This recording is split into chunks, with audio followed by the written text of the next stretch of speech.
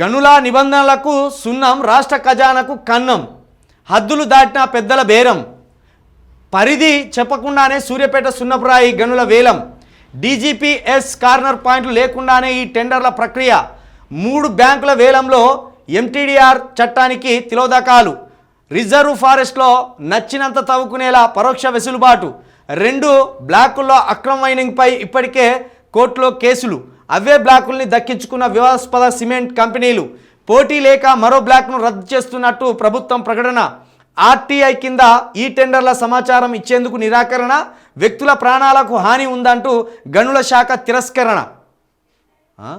RTI కింద సమాచారం అడిగితే వ్యక్తుల ప్రాణాలకు హాని ఉందంటూ తిరస్కరణ చేసిందట మైనింగ్ శాఖ.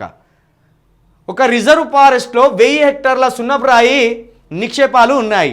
అందులో 200 హెక్టార్లలో మైనింగ్ ప్రభుత్వం అనుమతి ఇవ్వాలనుకున్నది. అప్పుడు ఏం చేయాలి? ఆ 200 హెక్టార్ల ఎక్కడ ఉన్నదో దాని హద్దులేమిటో స్పష్టమైన సమాచారాన్ని నోటిఫికేషన్లో పొందుపరచాలి కదా. అయితే ఇదేమీ జరగలేదు. పైగా గతంలో అభియోగాలను ఎదుర్కొంటున్న సిమెంట్ కంపెనీలకే ఆ గనుల లీజ్ కూడా దక్కింది. దీంతో ఈ వ్యవహారం ఏదో అనుమానాస్పదంగా ఉన్నదంటూ ఓ సామాజిక కార్యకర్త ఆ టెండర్ ప్రక్రియను ఎలా జరిగిందన్న వివరాలు ఇవ్వాలని సమాచార హక్కు చట్టం కింద గనుల శాఖను కోరాడు. అయితే వ్యక్తుల ప్రాణాలకు హాని ఉన్నదంటూ గనుల శాఖ ఆ విజ్ఞప్తిని తిరస్కరించింది.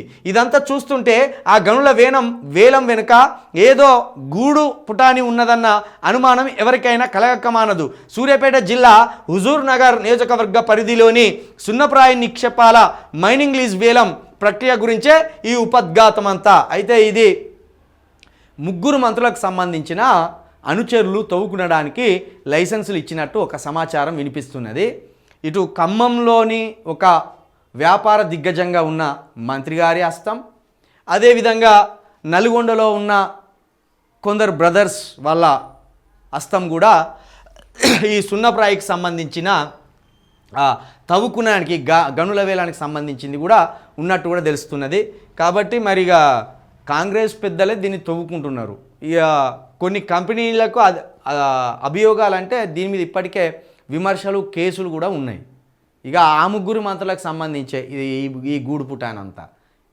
కాబట్టి ఆ 3 మంత్రులే ఈ మన సంపదను తవ్వుకునే ప్రయత్నం చేస్తున్నారు.